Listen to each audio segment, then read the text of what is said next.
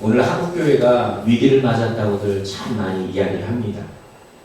교회의 성장이 멈추었고 또 영적으로 많이 침체되었을 뿐만 아니라 도덕적, 윤리적으로도 많이 타락을 해서 세상으로부터 신뢰를 다 잃어버린 채 손가락질 당하는 그런 안타까운 현실이 사실 오늘날 이 기독교의 모습이죠.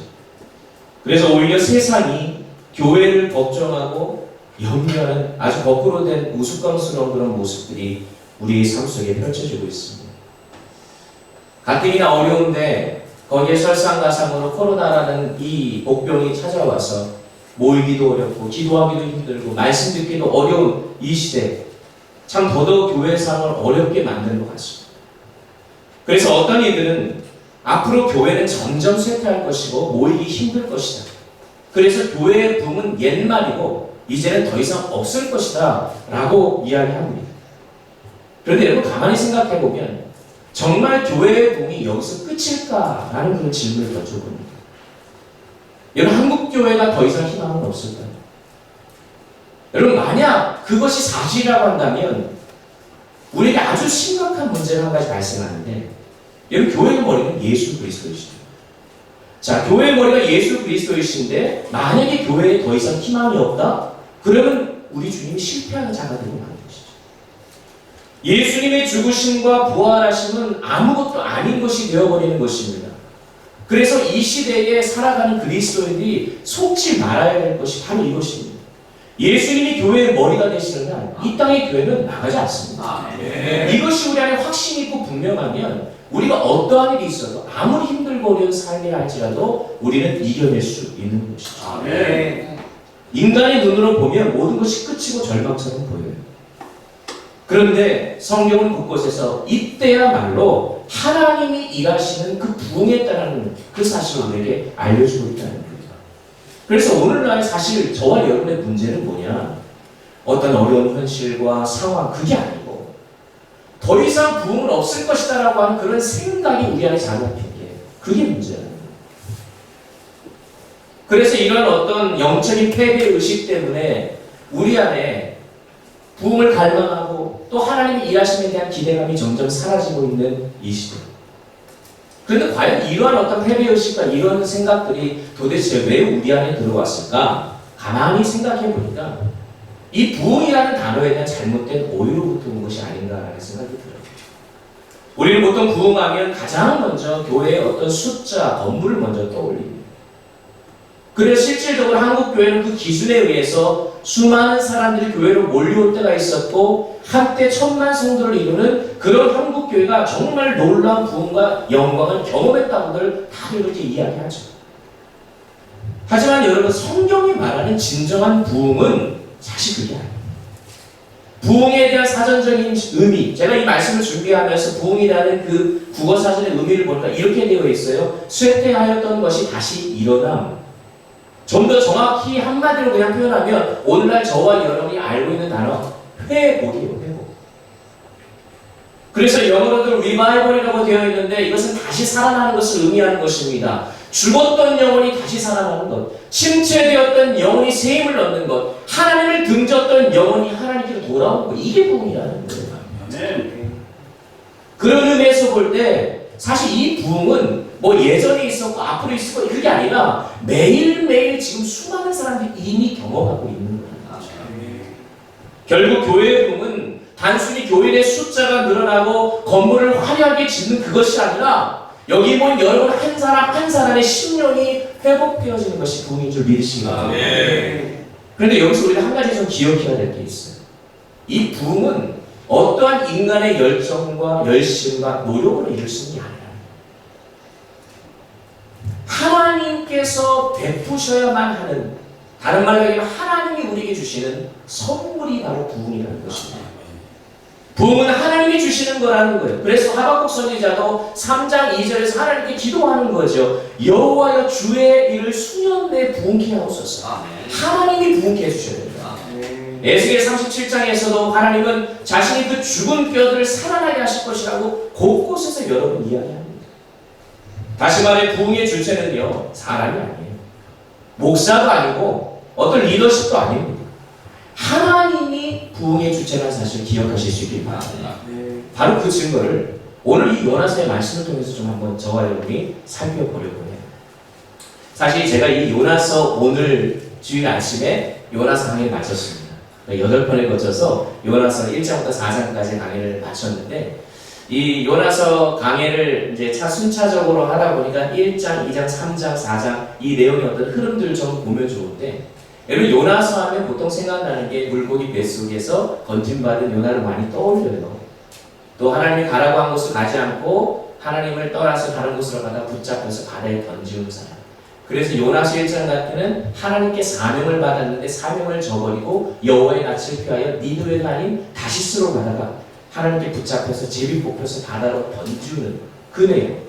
2장에서는 물고기 뱃속에서 하나님 앞에 처절하게 회복하고 회개하는 그런 장면. 자, 이제 오늘 우리가 살펴본 이 3장은 다시 사명을 받고 그 다음에 하나님께서 말씀하신 대로 니느웨로 가게 되어지는 그런 장면. 자, 그런데 오늘 이 3장에서 사명을 위해 니느웨로 복음을 증거하러 가는 이 요나의 모습을 우리가 한번 좀 유의 깊게 살펴볼 필요가 있습니다. 우여곡절 끝에 어쨌든 하나님의 사명을 다시 기억하고 그 말씀에 순종해서 니느웨 성으로 들어간 요나가요, 오늘 본문의 말씀 4절에 보니까 그 성에 들어가서 하루 동안 돌아다니면서 메시지를 전합니다. 그때 그가 외친 말씀이 4절을 보니까 40일이 지나면 니느웨가 무너지리라, 이 문장이에요. 성경에 따르면 요나는 다른 건 말하지 않습니다. 오직 이 메시지 하나만 외치고 다닙니다. 자, 그런데 오늘 우리가 읽은 대로 이 메시지 하나만 읽었는데 놀라운 일이 벌어집니다.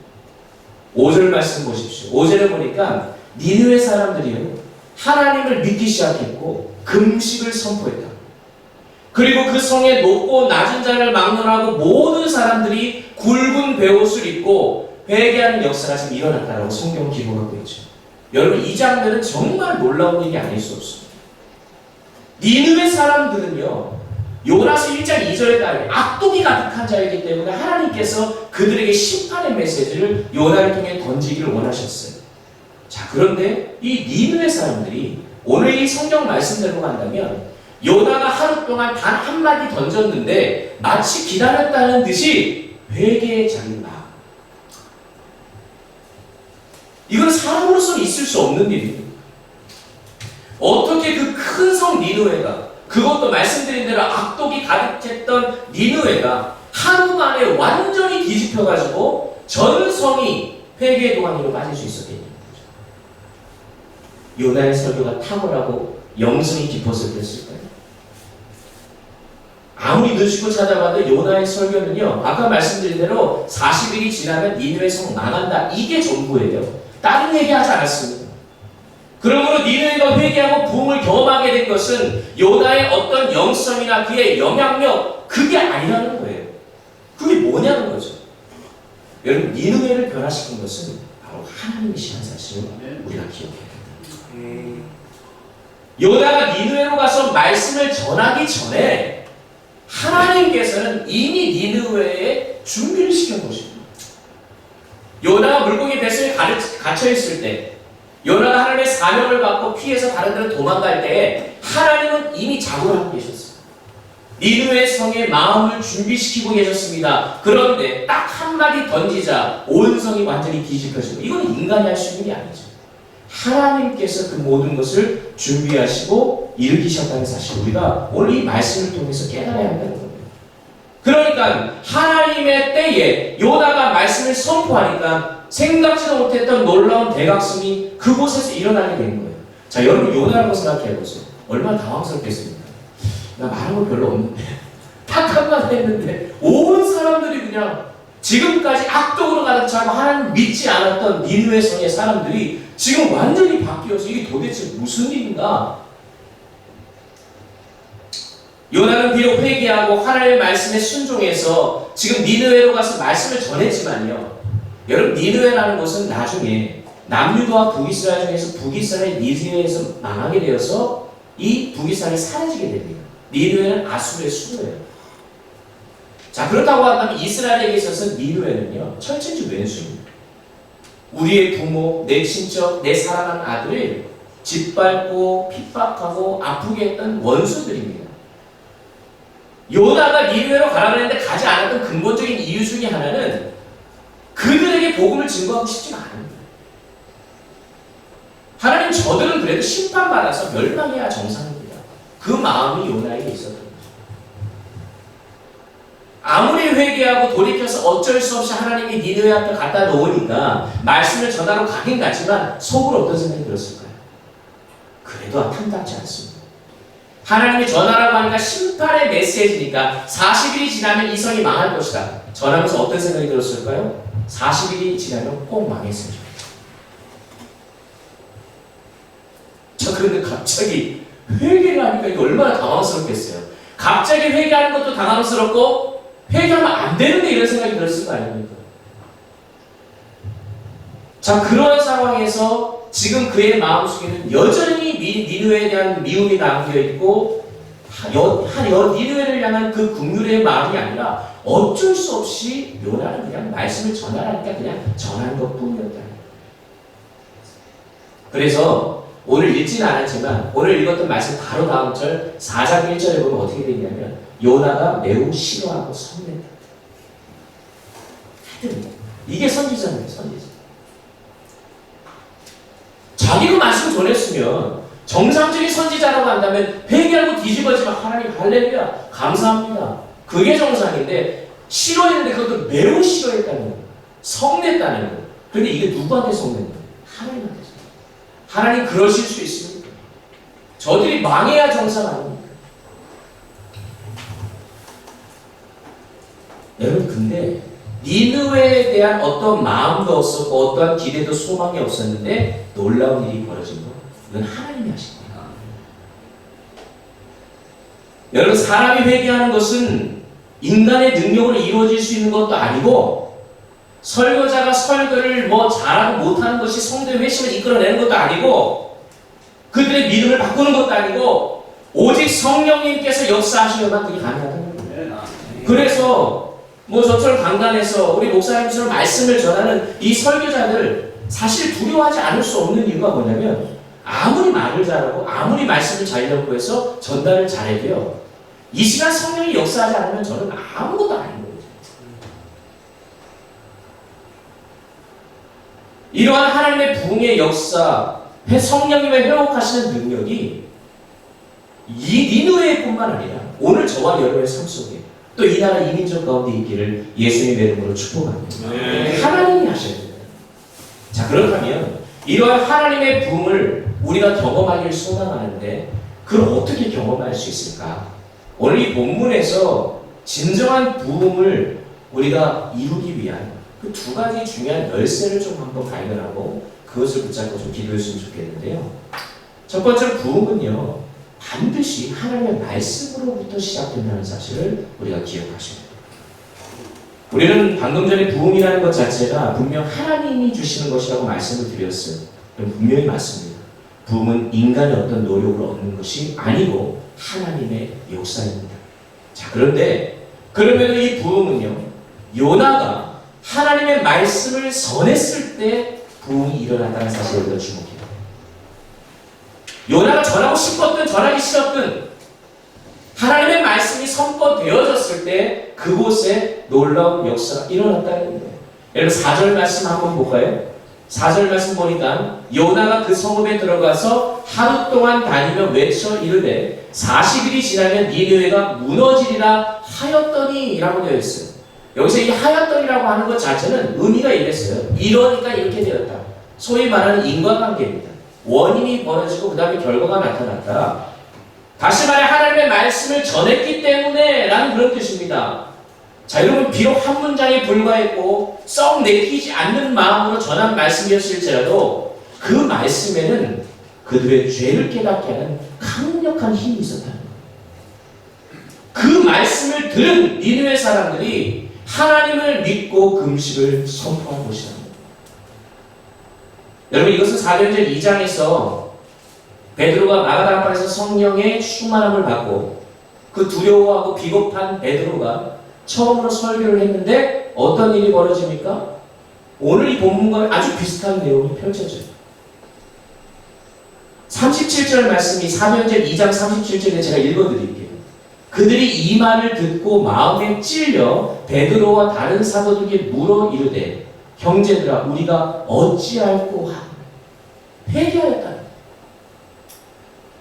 하나님의 말씀은요 살았고 운동력이 있어 좌우에 나선 어떤 것보다 예리하다 말씀하여 주시는 그런 능력의 말씀이라는 사실을 오늘 말씀에서도 보여주고 있고 이 사도행전 2장에서도 보여주고 있는 것입니다.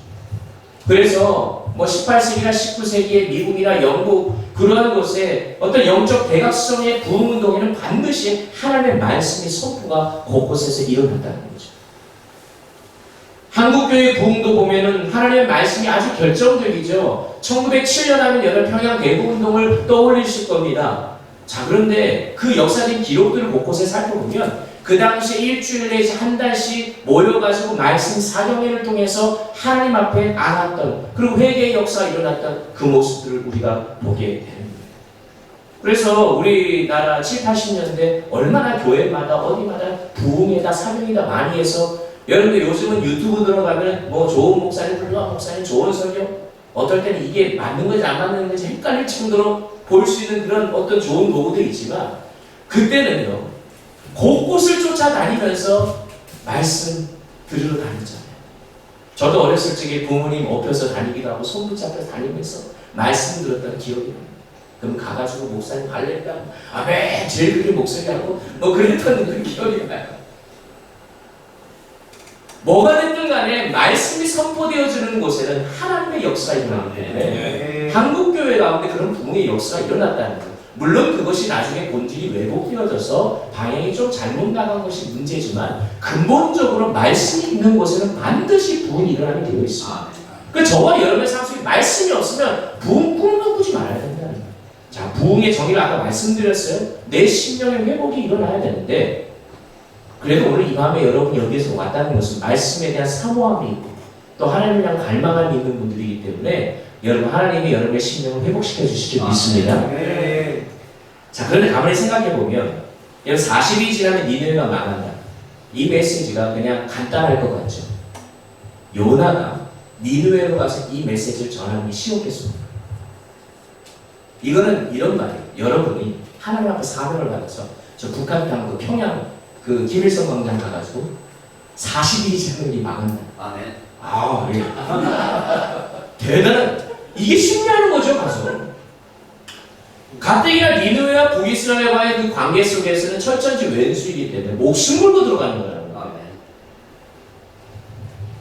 여러분 지금 이러한 어떤 상황들을 우리가 한번 좀 살펴볼 때에 어쩌면 자살행위와 같은 이 행위를 요나는 오늘 4절에 보니까 하루 동안 크게 외치고 다녔다. 대단한 의미죠. 하나님이 힘을 주셨을 것입니다. 자, 즉 하나님의 말씀을 그가 그래도 담대하게 전하는 거예요. 그런데 이 모습이 사도행전 2장의 베드로의 모습을 연상시킨다고 말씀드렸는데 여러분 베드로가 설교 한 번 했는데 몇 명이 주를 알게 되는 역사가 일어나냐면 3,000명이 구원받는 역사가 일어났대요. 그래서 저는 항상 가끔씩 하나님 베드로가 말씀 한 번 전했는데 3,000명이 뒤집어지는 역사가 있는데 저도 한번 그런 경험을 해보고 싶습니다. 감사합니다. 하나님의 말씀의 역사가 있습니다. 사람의 위대함은 아닙니다. 엄청난 일이 벌어진 거죠. 그런데 여러분 베드로는요 원래 얼마 전까지만 해도 어떤 사람이었습니까? 하나님을 부인했던 사람이고 예수님이 죽으신 후에도 체포되어서 죽게 될까봐 두려워서 집안에서 벌벌 떨고 있던 자였어요. 자, 예수님이 승천하셨습니다. 그런데 오순절 성령을 이 체험한 이후에 이제는 담대하게 말씀을 선포하는 사람으로 바뀌게 되었다는 거예요. 그가 전한 말씀에 수많은 사람들, 예루살렘의 사람들이 회개하고 주님의 제자가 되기로 결심하게 됐다는 걸 알겠습니다. 그래서 사실 말씀을 전하고 복음을 전하는 자에게도 이런 담대함이 필요한 거예요. 나에게 담대함은 확신이 없는데 무슨 말씀을 전하고 우리가 나아가겠습니까? 여러분 아무리 화려한 말로 사람들에게 설교한다 해도 사람들은 쉽게 변하지 않습니다. 여러분이 더 잘 알잖아요. 스스로를 돌아보고. 안 변해요, 사람 잘. 교회에서 무슨 어떤 이벤트를 하고 프로그램을 하고 뭘 한다고 해서 변화되는 건 더더욱 아닙니다. 그런데 한 가지 변화되는 것이 있어요. 그것은 뭐냐면 사람들은요 하나님의 말씀이 심령에 부딪힐 때 비로소 변화돼요. 이게 진짜 중요한 핵심입니다. 이 순간에도 하나님의 말씀이 선포되어지잖아요. 부족한 입술이지만 말씀이 선포되어지지만 이 말씀의 자체 능력이기 때문에 이것이 여러분의 심령에 부딪히면 역사가 일어난다는 거예요. 그걸 우리가 사모하는 마음은 날마다 말씀을 붙잡아야 한다는 것이죠. 바라기는 하나님의 말씀이 저와 여러분의 심령에 날마다 부딪힘으로 우리의 삶 속에 변화와 회복이 일어나길 예수님의 이름으로 축복합니다. 자, 두 번째로 부흥은요, 오늘 이 성경의 말씀을 볼 때에 첫 번째는 부흥은 하나님의 말씀부터 시작됩니다. 그리고 부흥은 철저한 회개를 통해 완성됩니다. 철저한 회개를 통해. 요나가 담대히 하나님의 말씀을 전하자 하나님이 예비해 놓으셨기 때문에 준비라도 했다는 듯이 니느웨 성의 모든 사람들이 하나님을 믿고 금식을 선포하고 굵은 베옷을 입었다고 기록합니다. 자, 그런데 이 소식을 누가 듣냐면 니느웨의 왕이 들어요. 이 소식을 듣고 나서 화가 날 법한데 이 왕의 행동이 굉장히 놀랍습니다. 여러분 6절 말씀 보시면 왕이 보좌에서 일어나 왕복을 벗고 굵은 베옷을 입고 죄 위에 앉았다라고 합니다. 저는 이 말씀 보면 막 가슴이 쏠려요. 이게 지금 엄청난 말씀이에요. 뭐 히브리어 원문 성경을 봐도 그렇고요. 대단한 말씀이 이 안에 담겨 있어요. 먼저 왕이 보좌에서 일어났다는 것은 궁금해서 일어나고 놀라서 일어났다 이런 차원이 아닙니다. 보좌는요 왕의 자리예요. 통치자의 자리입니다. 그러니까 보좌에서 왕이 일어나는 것은 쉬운 일이 아닙니다. 적군에게 져서 항복할 때만 일어날 수 있는 거예요. 지금 일어났다는 것은 보좌의 자리, 자기가 다스리는 자리에서 스스로 일어나서 내려왔다는 그런 뜻입니다. 그리고 왕복을 벗었다. 그리고 대신 왕복 대신 뭘 입었대요? 굵은 베옷을 입었습니다. 여러분 고대 사회에서는요 옷과 계급은 그 사람의 신분입니다. 그러므로 왕복을 벗는다는 것은 왕이 왕복을 벗으면 끝나는 거예요. 포로로 잡혀갈 때 왕복을 벗기고 다른 걸 입히잖아요. 세상의 모든 권세와 명예를 벗는 행위나 다름없다는 것입니다. 그만큼 왕이 지금 뭘 하고 있는 거예요? 하나님의 역사를 보고 그 하나님 앞에서 자신을 지금 낮추고 있다는 거예요. 그리고 대신 굵은 베옷을 입었답니다. 굵은 베옷 어디서 입습니까? 장례식장에서 입잖아요. 죽었을 때 통곡의 자리에서나 입는 옷이 굵은 베옷입니다. 그러니까 지금 이거는 하나님 앞에 마치 죽은 자의 심정으로 변화되었다는 것을 지금 의미하고 있는 겁니다. 계속 갈수록 참 대단합니다. 마지막으로 왕이 어디 앉았대요? 제 위에 앉았대요. 성경의 곳곳에서 제 위에 앉았다라고 하는 그런 내용들이 많이 나타나는데 이 제 위에 앉았다는 것은 한 줄 죄와 마찬가지로 인생이 허무하다는 사실을 깨달았다 이런 뜻이에요. 자기가 비록 왕이고 다스리는 권세가 있고 능력이 있고 권력이 있다 할지라도 하나님 앞에서는 내가 아무것도 아닙니다. 하나님이 진짜 왕이십니다. 이거를 지금 고백하고 있다. 한 줌의 죄밖에 안 되는 초라한 인생을 깨닫고 자신의 한계와 죽음을 고백하고 있는 장면이라는 거예요. 그러면서 뭘 했겠습니까? 주여 나는 죄인입니다.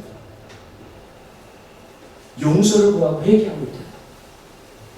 베드로가 주님께서 밤이 맞도록 수고한 베드로가 한 말 하리의 고기도 잡지 못하자 주님이 찾아와서 만나주셨을 때 깊은 데로 가서 그물을 던지라고 합니다. 뭐 어쨌든 간에 이 뱃사람으로 아주 이 뼈를 묶고 있었던 이 베드로의 입장에서는 이해가 되지 않지만 그래도 그 말씀에 의지하여 그물을 던졌더니 그물이 찢어지는지라 이렇게 돼 있잖아요. 그 순간 만약에 저 같았으면 주님 이번엔 어디다 던질까요? 이렇게 얘기를 했을 것 같아요. 근데 베드로가 그 즉시 성경에서 뭐라고 이야기하십니까? 주여 나를 떠나소서 나는 죄인이었어. 이게 무슨 말인가요? 정말 주님이 왕 되심을 깨닫고 그 주님을 만난 사람은 그 앞에서 그냥 엎어져서 죄인됨을 고백할 수밖에 없어요. 오늘 이 니느웨의 왕이 하나님이 누구이신지를 깨닫고 그 하나님이 진정한 왕이시고 주인 되심을 고백하기에 그가 엎드려서 제 위에 앉아서 회개하며 자신이 죄인됨을 지금 고백하고 있다. 여러분 이게요 하나님의 말씀을 듣고 회개한 자의 모습입니다. 저와 여러분 스스로 인생의 주인 노릇하고 살아가죠. 그런데 그리스도인, 영어로 크리스찬이라고 하는 단어가 이게 뭐예요? 예수 그리스도를 주로 모신 자, 왕으로 모신 자, 그분을 따르는 자 아니겠습니까? 그러면 우리의 삶의 자리, 그 내가 주인의 자리를 꿰차고 있다면 그 자리를 누구한테 내어드린 자예요? 예수님께 내어드린 자들 아닙니까? 그런데 여전히 우리가 인생의 왕노릇을 하고 있다니 문제가 될 수밖에 없는 거죠. 혹 여러분이 앉아있는 권자나 보좌 이런 자리가 혹시 여러분에게 있으십니까? 여러분 오늘 이 니네의 왕처럼 그곳에서 내려오시기 바랍니다. 이 세상에 속한 모든 것을 벗고 회개의 자리로 나오십시오. 그러할 때 하나님께서 저와 여러분을 다시 살리시고 회복하시는 놀라운 은혜가 임하게 될 줄 믿으시기 바랍니다. 자, 그런데 이 회개가 여기서 그치지 않아요. 이 요나서 3장은 여러분 나중에 한번 혼자서 깊이 한번 묵상해 보세요. 엄청난 회개가 일어나고 있다는 것을 지금 우리가 보게 되는데, 자, 왕이 지금 회개했습니다. 그런데 거기서 그치지 않고 왕과 대신들이 특별 조서를 만듭니다. 그래서 그 조서를 모든 백성이 뿌려버리는데 조서의 내용 자체가 오늘 읽었던 7절, 8절의 말씀입니다. 이건 여러분 한번 다 같이 다시 한번 읽어봤으면 좋겠어요. 재밌는 내용이 많이 나오거든요. 7절, 8절 함께 읽겠습니다. 시작. 사람이나 왕과 그의 대신들이 조서를 내려 니느웨에 선포하여 이르되 사람이나 짐승이나 소떼나 양떼나 아무것도 입에 대지 말지니 곧 먹지도 말 것이요 물도 마시지 말 것이요. 8절입니다. 사람이든지 짐승이든지 다 굵은 베옷을 입을 것이요 힘써 하나님께 부르짖을 것이며 각기 악한 일과 손으로 행한 강포에서 떠날 것이라. 자, 이 내용을 보면요, 먼저 아무것도 먹지도 만지지도 말라 명령이에요. 여러분 왜 그랬을까요? 왜 조소의 백성들에게 이 명령을 내렸을까요? 아무것도 먹지도 말고 마시지도 말라 하면 떠오르는 성경 구절들이 몇 개 있잖아요. 누가복음 12장 29절에서 예수님이 뭐라고 말씀하시냐면 너희는 무엇을 먹을까 무엇을 마실까 하여 구하지 말며 근심하지도 말라라고 이야기하죠. 그래서 예수님도 공생의 사역을 시작하시기 전에 40일 동안 금식하시면서 광야에서 지내시면서 먹고 마시는 것을 끊으십니다. 그리고 사단이 시험할 때 마태복음 4장에 가보면은 그 시험의 첫 번째 시험이 어떤 거예요? 돌을 떡으로 만드는 거잖아요. 그러니까 그때 주님께서 하시는 말씀이 사람이 떡으로만 살 것이 아니요 오직 하나님의 입으로 나오는 모든 말씀으로 살 것이니라. 신명기의 말씀을 인용해서 예수님께서 말씀으로 물리친 것을 우리가 보게 되는 거예요. 여러분 금식을 하라고 하는 거잖아요. 말 그대로. 금식 다 해보셨죠? 금식이 무엇입니까? 그냥 한 끼 먹는 거, 안 먹는 거? 그건 금식이죠, 금식. 금식이 아니에요. 금식은 단순히 한 끼 굶고 뭐 기도하는 거 이게 아니잖아요. 금식은 상징적인 행위도 그 안에 담겨 있지만 금식할 때 먹고 마시기를 중단한다는 것은 그 안에 이런 법이 담겨 있고 나의 생명이 하나님께 달려 있습니다. 나의 먹고 마시는 것 하나님께 달려 있습니다. 나의 목숨을 하나님께서 붙들지 아니하시면 나는 결코 살 수 없는 존재입니다. 그것을 고백하고 하나님 앞에 밝히고 있는 게 바로 금식의 행위입니다. 그러면서 더 이상 지금까지 먹고 마시는 것에 전전긍긍하며 살았지만 이제는 더 이상 그거를 매달리지 아니하고 내가 주님만 붙들며 살겠습니다라는 어떤 믿음의 고백이 그 안에 담겨 있는 건 아니겠어요? 그런데 여기서 한 가지 좀 이상한 점을 발견하게 되는데 여러분 금식 명령을 이제 하라고 한 다음에 굵은 베옷을 입어야 하는데 오늘 본문을 말씀 보니까 사람들이 입는 건 이해가 돼요. 그런데 사람들 말고도 입으래요. 여기 뭐라고 되냐면 짐승도 입히고요, 소떼도 입히고 양떼 다 포함된다. 상상해보세요. 여러분 기르는 강아지에다가 굵은 베옷을 입혀놨다는 거죠. 아니 좀 이상하지 않으세요? 왜 동물에게까지 이렇게 명령을 내리고 계실까? 사실 하나님의 명령 내린 건 아니잖아요. 니느웨 왕과 대신들이 지금 이렇게 명령을 내리고 있습니다. 자, 온 국민들과 온 동물들이 하나같이 굵은 베옷 입고 있는 그 상황을 여러분 상상해 보시라는 겁니다. 웃기잖아요. 도대체 짐승까지 그렇게 하도록 조치를 내리는 이유가 무엇이었냐면 왕과 대신들은 깨달은 것이 한 가지 있었어요. 그것이 뭐냐면 하나님은 온 천지 만물의 창조주이시자 다스리시는 분이시라는 사실을 깨달았다는 거예요. 그래서 다시 말해 모든 피조물이 회복되기를 원했던 마음이 이 왕과 대신들에게도 생겨나는 것이고, 그래서 이 니느웨 사람들이 철저히 회개하는 가운데 자신들뿐만 아니라 자신들에게 속한 것까지도 모든 것이 거룩해지기를 원하는 마음으로 그렇게 지금 철저하게 회개하며 금식했다는 거예요. 자, 놀라운 이 회개의 운동이 계속해서 이어져 가고 있는 것을 우리가 보게 된 거예요. 그런데 그들의 회개가 여기서도 멈추지 않아요. 조소에서 왕과 대신들은 힘써 하나님께 부르짖고 각기 악한 길과 손으로 행한 강포에서 떠날 것을 명령합니다. 자, 여기 말씀에서 진정한 회개가 무엇인지를 우리에게 보여주는 거예요. 여러분, 회개는요, 눈물 뚝뚝 흘리면서 잘못했습니다 말로 하는 게 회개가 아니에요. 용서해 주세요가 아니라 오늘 말씀대로 악한 길에서 떠나는 것, 죄의 자리에서 돌아서는 것, 그래서 하나님께로 향하는 것, 아멘. 그것이 회개라는 거예요. 그래서 구약 성경에 보면 회개하다는 단어가 없어요. 히브리어가. 우리로 번역은 회개하다라고 되어 있지만 히브리어 원어에는 회개하다는 단어 자체가 없습니다. 그러면 회개하다라고 할 때 어떤 단어를 쓰냐? 오늘 말씀에도 사용되었지만 슈브라고 하는 히브리 단어인데 이게 돌아오다는 것입니다. 진정한 회개는 잘못에 대한 뉘우침에서 그치는 것이 아니라 그것과 함께 돌아오고 돌이키는 그런 삶의 변화가 반드시 뒤따라야 한다는 것을 말씀하고 있는 거예요. 그러면서 9절에서 니느웨 왕이 이렇게 이야기하는 거예요. 하나님이 뜻을 돌이키시고 그 진노를 그치사 우리가 멸망하지 않게 하시리라. 그렇지 않을 줄을 누가 알겠느냐. 이게 지금 무슨 말인가 하면 혹시 하나님이 뜻을 돌이키셔서 원래 재앙을 내리시려고 했던 거 돌이킬지 어떻게 하느냐. 이 왕의 이 말이 하나님께서 반드시 돌이켜 주셔야 된다 이 말이 아닙니다. 혹시나 하는 마음. 그래도 용서의 하나님이신데 그 하나님이 택하는 받은 이스라엘 백성들도 아닌 이방인 자신들이지만 우리도 용서해 주시지 않을까 라고 하는 마치 부스러기 같은 그런 믿음을 지금 부여잡니다. 그러자 10절에서 놀라운 일이 벌어집니다. 여러분 10절 말씀 함께 읽어보겠습니다. 읽습니다. 시작. 하나님이 그들이 행하는 것 곧 그 악한 길에서 돌이켜 떠난 것을 보시고 하나님이 뜻을 돌이키사 그들에게 내리라고 말씀하신 재앙을 내리지 아니하시리라. 아멘. 하나님은 니느웨 사람들이 악한 길에서 떠나고 돌이킨 것을 보셨대요. 그러고 나서 하나님은 하나님의 뜻을 돌이키셨다고 말씀합니다. 자, 그런데 여러분 이것은 정말 놀라운 장면이 아닐 수 없습니다. 왜냐하면요, 사실 하나님의 성품 때문에 그렇습니다. 하나님은 한번 말씀을 내뱉으면 거두실 수가 없는 거예요. 빛이 있으라면 빛이 생겨야 돼요.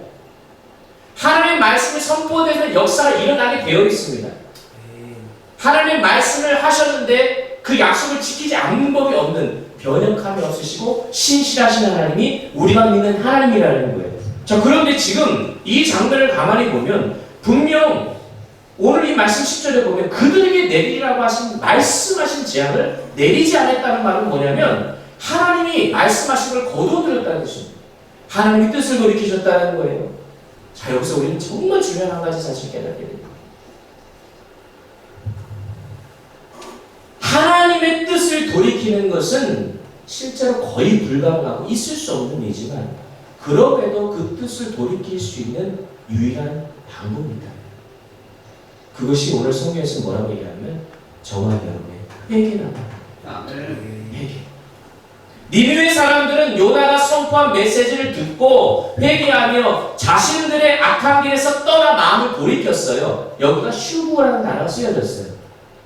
진정한 회개가 있다는 건 아니겠습니까? 결국 그 회개와 삶의 변화가 어떻게 했다는 거예요? 하나님의 뜻을 돌이키게 만들었다는 거예요. 거기서도 신기하게 슈브라는 단어가 사용돼요. 이 말에 어떤 언어적인 유의가 이 안에 담겨져 있는데 여러분 예수님이 이 땅에 오셔서 선포하신 메시지 첫 번째가 뭐예요? 회개하라잖아요. 회개하라 천국이 가까워요. 하나님의 나라가 가까이 왔다는 거예요. 세상으로부터, 죄악으로부터 돌아서라는 말씀을 가장 먼저 선포하시는 거죠.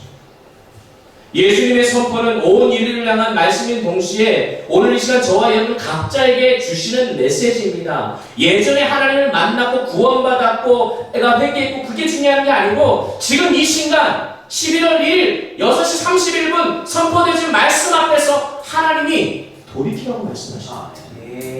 이 말씀 앞에 우리가 어떻게 반응하겠냐? 우리가 회개하면 하나님이 돌이키신대요. 얼마나 놀라운 특권입니까? 이거 믿는 자에게 있는 유일한 특권이라는 거예요. 하나님께서 진노와 책망을 거두시고 은혜와 사랑과 자비를 베풀어 주신다는 거예요. 그래서 결국 회개 앞에서 용서받지 못할 죄는 이 세상에 없다는 것입니다. 그래서 어느 목사님이 이런 표현을 해요. 회개는 늦은 때가 없대요. 늦은 때가 없대요. 지금도 늦지 않을까. 결국 하나님이 심판을 선언하시는 이유, 니느웨를 향해서 심판의 메시지를 선언하신 이유는 알고 봤더니 그들을 멸망시키기 위한 것이 아니야. 심판의 메시지를 통해 그들의 회개를 기다리신다. 결국 회개하면 심판하지 않겠다는 그 하나님의 마음이 그 안에 담겨 있는 거예요. 지금 우리에게도 마찬가지가 아닐까요? 요즘 우리의 신앙생활을 둘러보면 회개가 참 많이 사라져버린 거예요.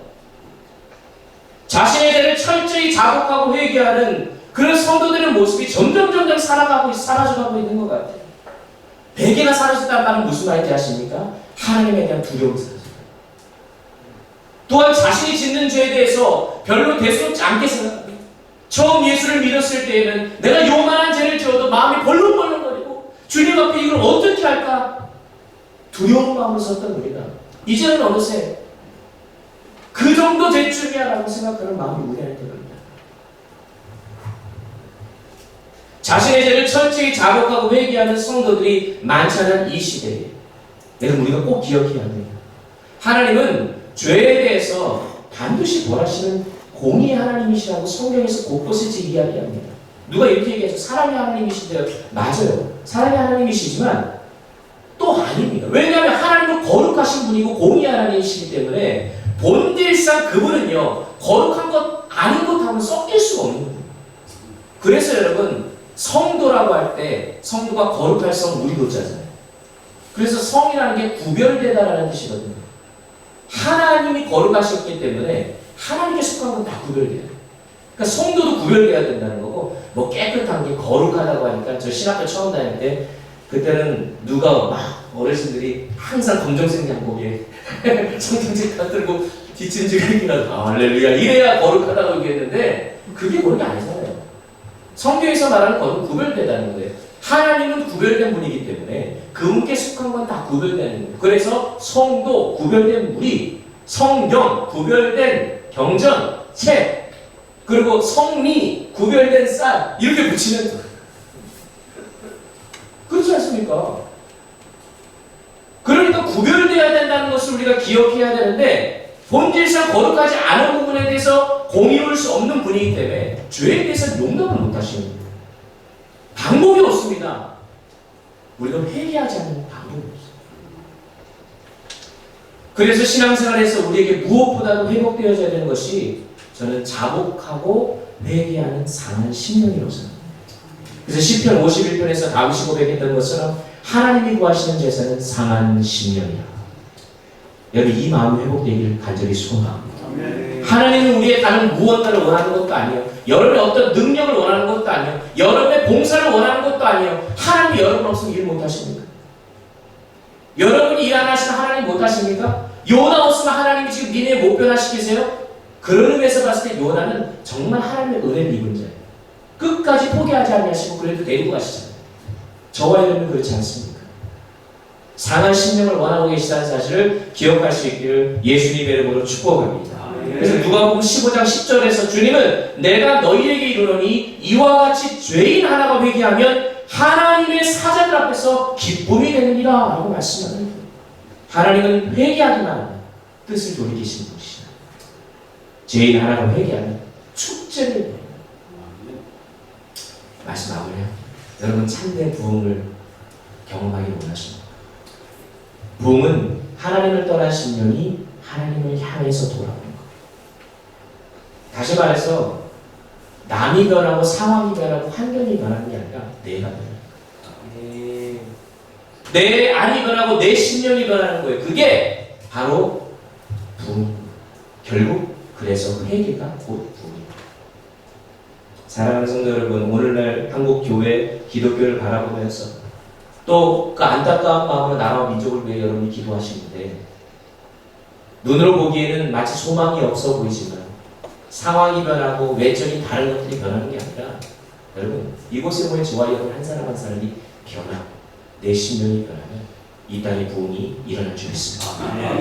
여러분 가정이 회복이 어렵다고요? 아니요. 내가 변하면 돼요. 여러분의 교회가 다시 부흥하기 힘들면 아니요. 내가 돌이키면 돼요. 오늘 이 시간에 하나님이 저와 여러분을 주목하고 계시는 줄 믿으시기 바랍니다. 요나가 끊임없이 반항하면서 떠나려고 했지만 놓지 않으셨던 그 하나님의 은혜가 있기에 오늘 저와 여러분 이 자리에 있는 줄 믿으시기 바랍니다. 그래서 저와 여러분이 돌이켜야 할 것이 무엇인지 우리의 생각과 마음을 하나님께로 돌이켜야 해요. 그래서 내가 너를 다시 살릴 거다. 내가 너를 다시 일으킬 거다. 부흥의 주체가 되신 하나님이 말씀하셔요. 그럼 우리는 돌이키는 거예요. 우리의 삶의 방향 하나님께로 돌이켰어. 하나님의 뜻을 이루는 그런 놀라운 구원과 생명의 복을 받아들여 여기 모인 우리 모든 지체를 다 낼 수 있기를 예수님의 이름으로 축복합니다. 아멘. 우리 시간 찬양 한 곡하고 잠시 기도해드리도록 하겠습니다. 네, 찬송가 한 장 하겠습니다. 273장. 우리 이 찬양 부르고 잠시 오늘 말씀 붙잡고 기도했으면 좋겠습니다. 부흥을 경험하기를 원하고 주님 말씀으로부터 부흥이 시작되고 우리의 심령이 다시 한번 회개의 영을 부어주셔서 주님 회복되고 일어나는 놀라운 역사를 기원합니다. 273장입니다.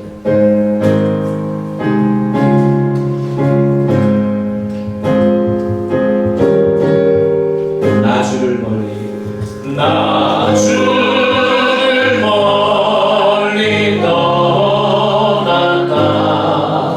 이제 옵니다. 나 죄의 길에 시달려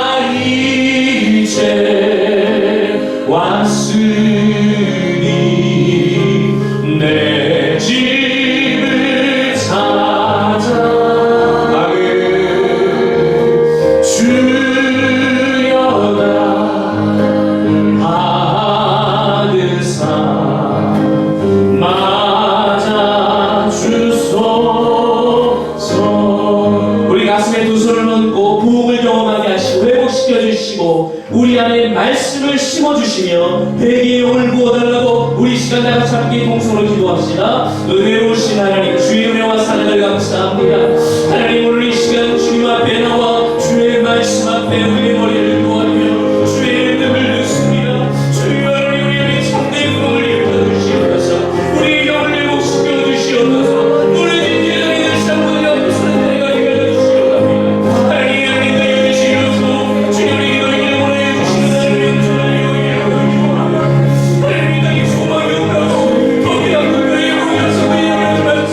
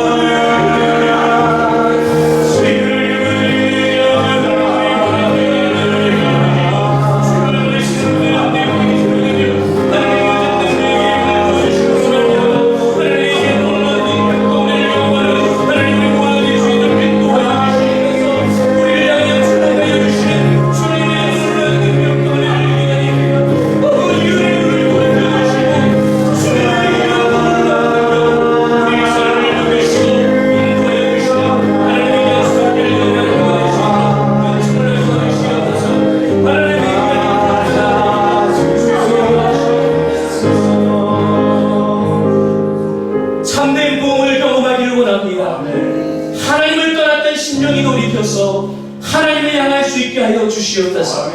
내가 변하게 하시고 내 심령이 변화되어서 참된 회개를 통해 참된 부흥을 경험하는 우리 모두가 되기를 원합니다. 세상엔 교회를 향하여 바라보며 소망이 없다 이야기하지만 하나님 아버지, 교회의 부흥은 반드시 있을 것이며 하나님의 일하심이 있을 것을 우리가 믿습니다. 하나님의 말씀을 붙잡게 하여 주시고 회개의 영을 우리 안에 부어주심으로 말미암아 우리의 삶의 자리에서 하나님께 돌이키는 은혜가 우리 안에 있어 주님의 놀라운 일들을 경험하는, 그로 인해서 이 땅 가운데 하나님의 통치와 다스림이 회복되어지는 놀라운 부흥이 일어나게 하여 주시옵소서. 모든 영광 올려드리며 예수님 이름으로 감사하며 기도하였습니다. 아멘.